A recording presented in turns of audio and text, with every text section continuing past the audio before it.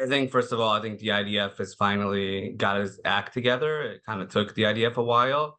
And we're seeing, we're seeing the IDF in all its might and kind of what it's been preparing for so many years. Just like the technology on the one hand, so you have the drone filming Yahya Sinwar, which is really astonishing and surprising because they weren't expecting to see him or didn't think they were seeing him. So you actually have the footage from the soldiers themselves and from the drones. When I was in the army 20 years ago, that, did not exist. So I think it's, where there's a step up in the military aspect, also in the kind of the national aspect. People feel a bit more pride, though still mourning, because every single day almost we're announced about another soldier being killed, or unfortunately civilians being injured or killed. So, it's not as if people are out in the streets celebrating every single day.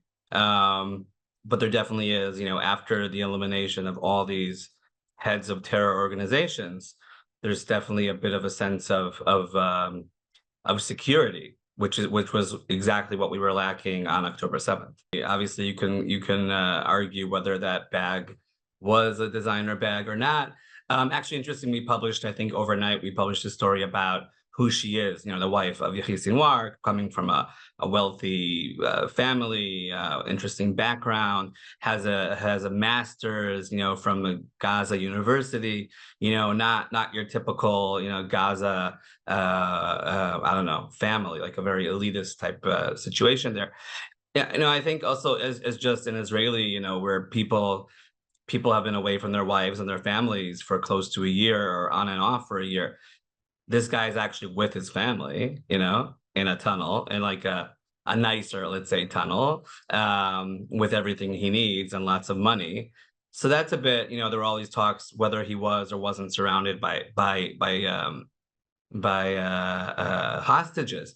But the fact that he was actually there with his family, while all of his, all these other terrorists have been away from their families. Most of them are not living with them. I think that's also something that causes people in Gaza to be a bit, a bit surprised. I think so. If up until now, most of the targets were really the leadership of Hamas and trying to target the infrastructure when it comes to the missiles being sent to Israel.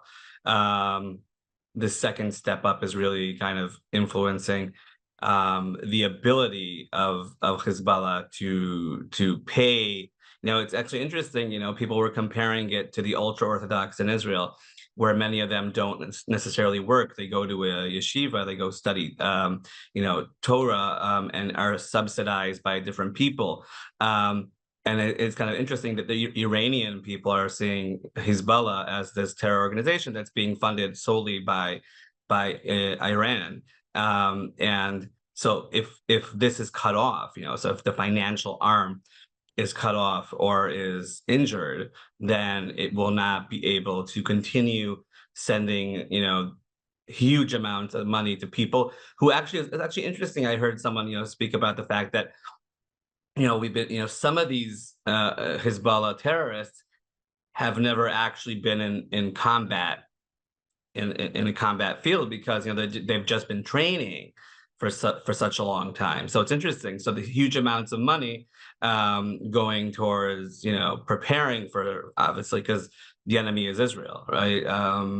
So it's so I mean, that's the hope of the IDF and of Israel, is really to injure it. I find it fascinating again and again that Israel keeps on announcing where it's about to attack and telling people to leave. I think the world does not understand that enough. I didn't see, the US or the UK do that in other countries in the region when they were attacking. And I think that's something that should definitely be emphasized. It's just crazy. It's just like, literally telling people, this is where we're going to be attacking, so leave. Because we care about civilian lives, but also the terrorists themselves hear the same message. So it's kind of a tricky situation. So I know that this morning there was a report in Israel Hayom, most popular Israeli print newspaper, reported, as what you mentioned, that Hezbollah was paying Unifil members to use their, their equipment, or even taking over their security cameras, which is fascinating and concerning also, I would say, because it should be a neutral military force. I know that we at the Jerusalem Post reached out to Unifil for a comment. I only saw the initial comment saying that it's not true. I still haven't, our reporters are looking into this, and it would be very important and crazy if this is true. But in general, I think Unifil is also a force that should have been seeing all of these tunnels being, dug up, and bunkers being built, all for the sole purpose of killing Israelis. That did not happen. They did not announce. They did not interfere. And also they are interfering in IDF military operations, even though the IDF has asked them to step aside. They wouldn't, as they did in 2006. So that's another issue.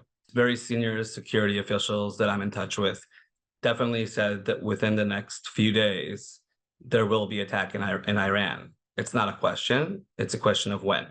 It's definitely going to be in the next few days.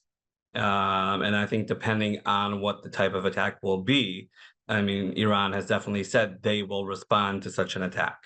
And if so, then definitely having these missiles, American missiles, definitely is something that could assist Israel and could actually possibly save lives.